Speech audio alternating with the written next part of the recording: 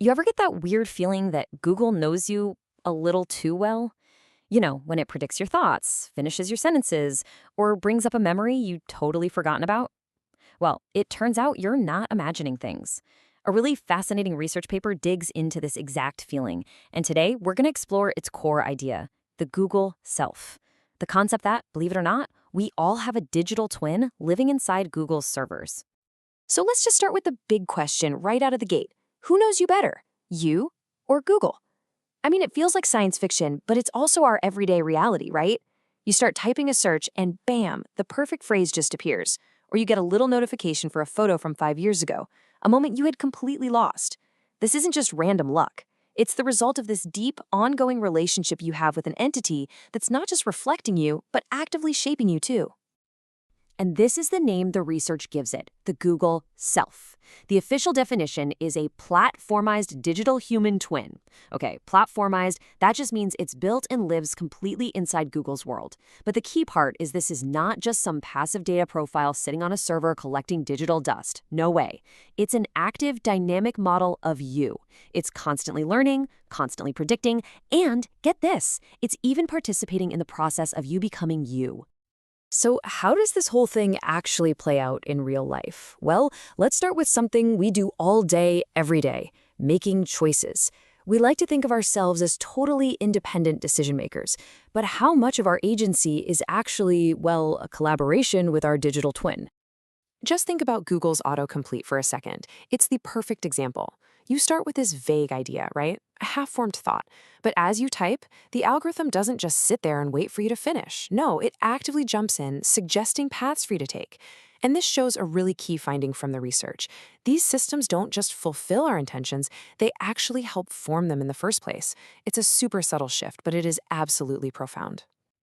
And hey, don't just take my word for it or the researchers. This quote from the former CEO of Google, Eric Schmidt, is wow, it's so revealing. He says the goal isn't just to be an answer machine, but a suggestion engine, a guide for what to do, what to think, or even what to want next. This tells you that this whole thing, it's not some accidental side effect. It's the core philosophy baked right into the design. Okay, so let's move on to our second theme and see how this gets even deeper. Let's talk about memory. Our memories, I mean, they feel like the most personal, intimate part of who we are.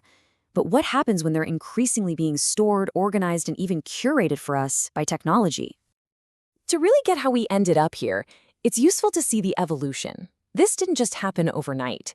We went from these simple administrative databases back in the 60s to more complex data doubles in the 90s that were used to categorize us. But today we have digital human twins, real-time, synchronized models that are active players in our lives. And here's the critical difference. When a service like Google Photos shows you a memory, it's not just pulling up a file. It's applying what the research calls computational logic. So it might group photos by a face, creating a perfect timeline of a loved one growing up, or it'll group them by place, creating a story of a trip you took. The thing is, these connections are based on data points, not necessarily on your actual emotional lived experience of that moment. It's subtly reframing your own past, and in doing so, it's basically co-authoring your life story. The paper breaks down 3 powerful ways this co-authorship happens. First, there's algorithmic implantment. It's a fancy term, but it just means turning scattered data points into little stories, like when it automatically creates a weekend getaway video from your photos and location data.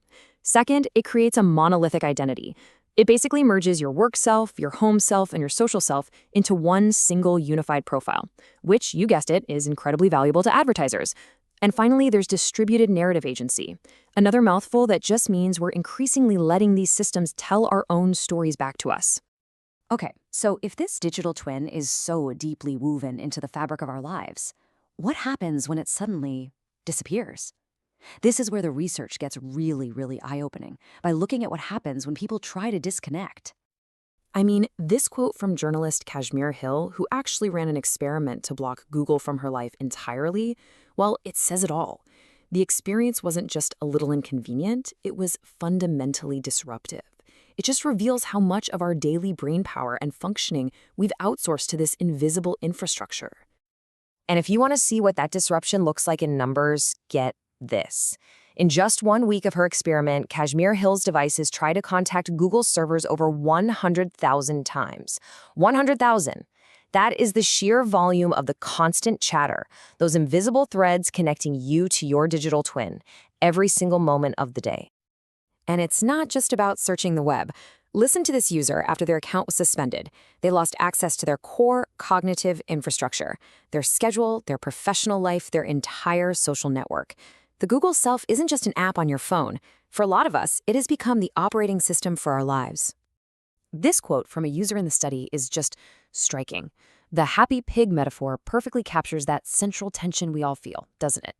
We are aware of the trade-off. We know we're giving up a certain amount of agency and privacy, and we're doing it in exchange for a frictionless, convenient, wonderfully personalized world. Which, of course, leads us to the biggest question of all. If we're delegating so much of our thinking and our remembering and our choosing, who is actually in control here? Well, the research suggests the answer isn't as simple as us or them. Instead of thinking of it as a power struggle, the paper frames it as a dance of agency. And I think that's a really beautiful and useful way to look at it. It's not about one partner leading and the other just blindly following. It's a dynamic, back and forth negotiation where our intentions and our very identity emerge from the interaction itself. And that really brings us to the core takeaway of all of this. The Google Self is not just a tool we use, like a hammer. It's what the research calls a constitutive mediator. That means it actively participates in and changes the very thing it's mediating, our thoughts, our memories, our sense of self. It is a partner in the process of you becoming you. And so that leaves us with one final and I think really important question to think about. If this whole relationship is a dance, then we still have choices. We can choose the steps, we can influence the rhythm, we can decide when to lead. So when you think about your own relationship with your digital twin, what kind of dance partner are you going to let it be?